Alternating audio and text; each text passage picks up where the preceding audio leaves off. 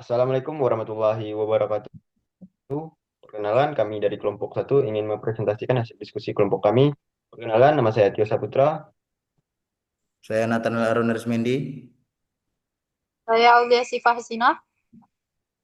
dengan topik spektrum frekuensi dan bandwidth.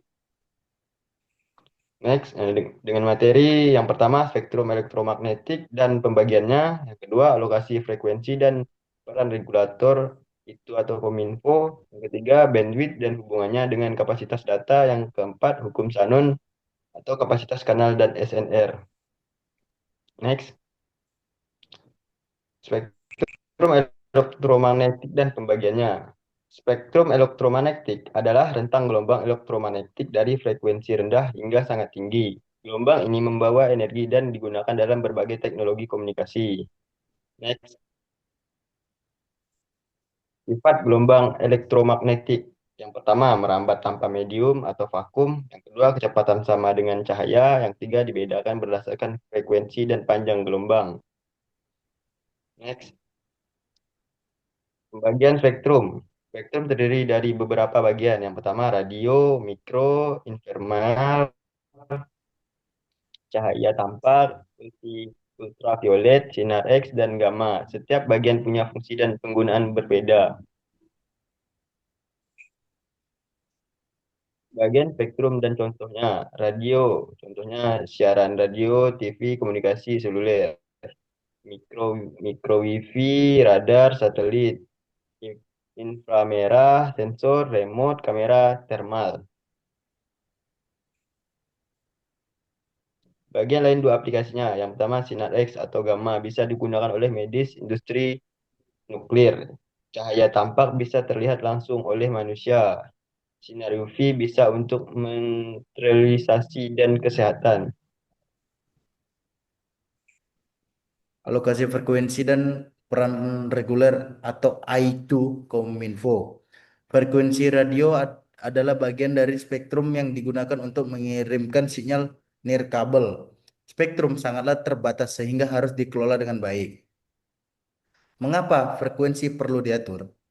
Jika tidak diatur, layanan komunikasi bisa terganggu akibat interferensi.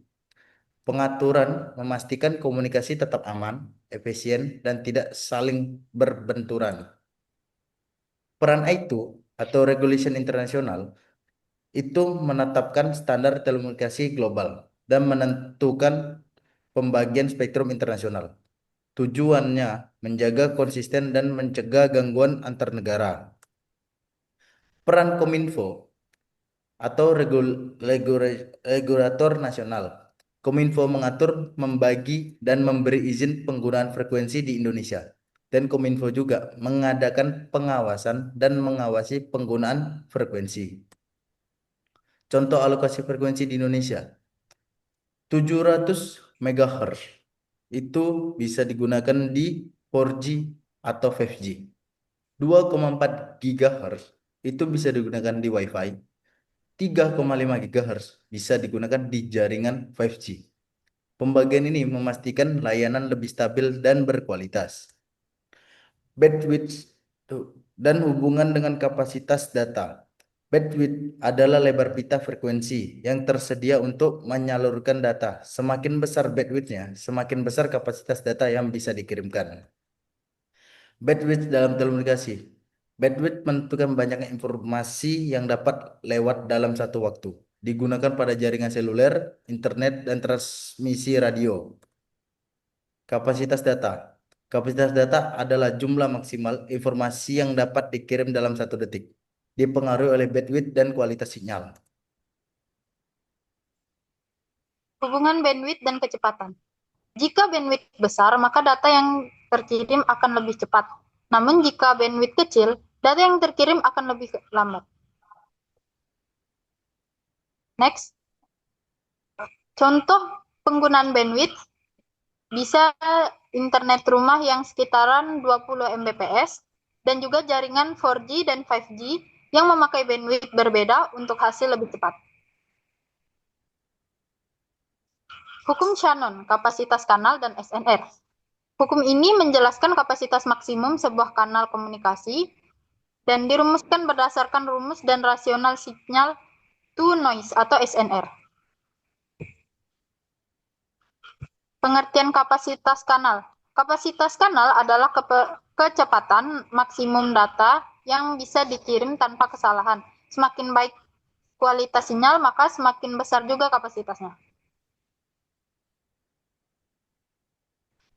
Pengertian SNR atau signal to noise ratio. SNR adalah perbandingan antara kekuatan sinyal dan gangguan atau noise, dan SNR tinggi bisa menunjukkan sinyal lebih jelas dan mudah diterima.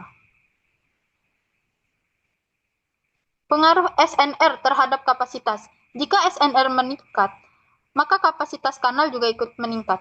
Namun jika SNR rendah, sinyal sulit dibaca dan kecepatan akan menurun. Rumus Shannon dan Hartley. C sama dengan B log dikali 1 ditambah SNR.